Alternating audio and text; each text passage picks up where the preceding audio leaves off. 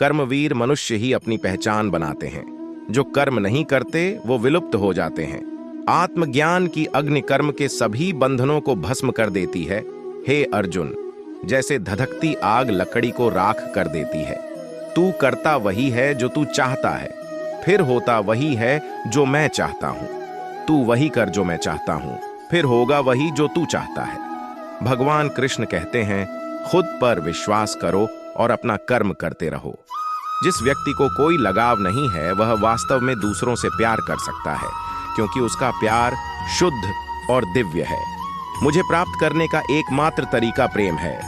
जो कुछ करना है करो, लोभ से नहीं, अहंकार से नहीं, वासना से नहीं, ईर्ष्या से नहीं, प्रेम, करुणा, नम्रता और भक्ति से करो। कर्म करते समय न तो कोई नुकसान होता है और न ही कोई परिणामी दोष, लेकिन इस निस्वार्थ क्रिया की थोड़ी सी भी प्रगति हमें महान भय से बचाती है। इंद्रियों से मिलने वाला सुख पहले तो अमृत जैसा लगता है, लेकिन अंत में यह विष के समान कड़वा होता है।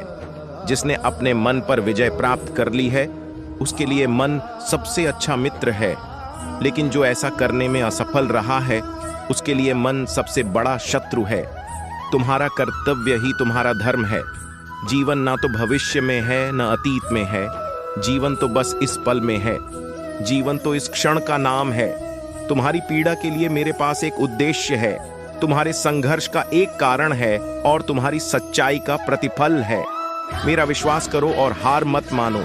वह मुझे प्रिय है जो सुख के पीछे नहीं भागता और न दुख से दूर भागता है, न शोक करता है, न लालसा करता है, वरन वस्तुओं को वैसे ही आने देता है जैसे हो जाता है। मोह में पड्डिड एच कर अपने कर्तव्य को न भूलें। संदेह करने वालों को न तो इस दुनिया में और न उस दुनिया में खुशी मिलती है। खुशी की कुंजी इच्छाओं की कमी है। धन्य है मनुष्य जन्म। स्वर्गवासी भी इस जन्म की कामना करते हैं, क्योंकि सच्चा ज्ञान और शुद्ध प्रेम मनुष्य को ही मिल सकता है। आपके सिवा दुनिया में कोई भी आपको परेशान नहीं कर सकता। कर्म योगी अपने मन और बुद्धि की शुद्धि के लिए ही अपने शरीर, मन, बुद्धि और इंद्रियों के साथ आसक्ति रहित होकर कर्म करते हैं।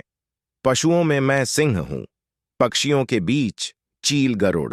मैं प्रहलाद हूं जो राक्षसों के बीच पैदा हुआ हूं, और उन सभी उपायों में मैं समय हूं।